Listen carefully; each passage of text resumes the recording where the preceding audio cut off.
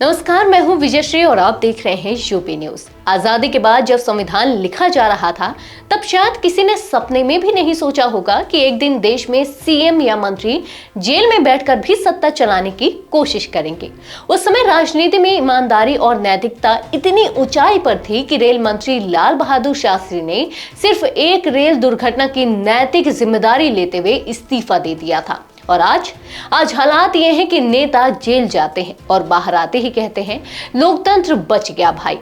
लाल कृष्ण आडवाणी का उदाहरण लीजिए, नाम आया जैन हवाला केस में तुरंत इस्तीफा, फिर क्लीन चिट मिली तो वापस चुनाव लड़ा। मतलब उस दौर में शर्म नाम की चीज राजनीति में थी, लेकिन धीरे धीरे राजनीति का मूल्य बैंक दिवालिया हो गया।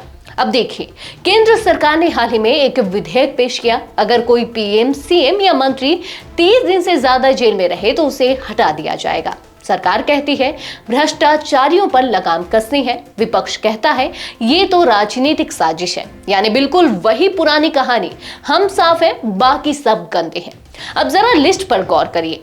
दिल्ली के पूर्व डिप्टी सीएम मनीष सिसोदिया 1.5 साल जेल में, सत्येंद्र जैन 2 साल से ऊपर जेल में, अरविंद केजरीवाल सीएम रहते हुए 6 महीने सलाखों के पीछे, बंगाल के पार्थ चटर्जी 3 साल से ज्यादा जेल में, नवाब मलिक, सेंथिल बालाजी और जाने कितने और। अगर ये नया कानून पहले से लागू होता तो कई राज्यों की आधी कैबिनेट खाली हो चुकी होती। लेकिन ठहरिए, सवाल है बीजेपी के कितने मंत्री जेल गए? 2014 से अब तक आंकड़ा है 0। अब ईमानदारी है या जुगाड़ की ताकत, ये जनता जाने।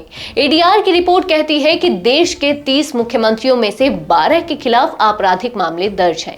इनमें से 10 पर तो हत्या की कोशिश, किडनैपिंग और रिश्वतखोरी जैसे गंभीर आरोप हैं।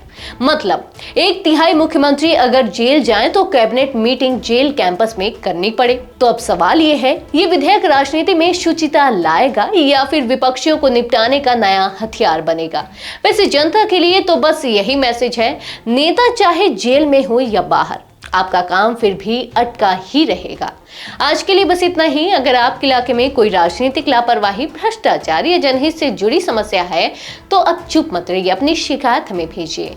यूबी न्यूज आपकी आवाज को जिम्मेदारों तक पहुंचाएगा, निष्पक्षता और गोपनीयता के साथ। यूबी न्यूज, जनता की आवाज, जनता की ताकत।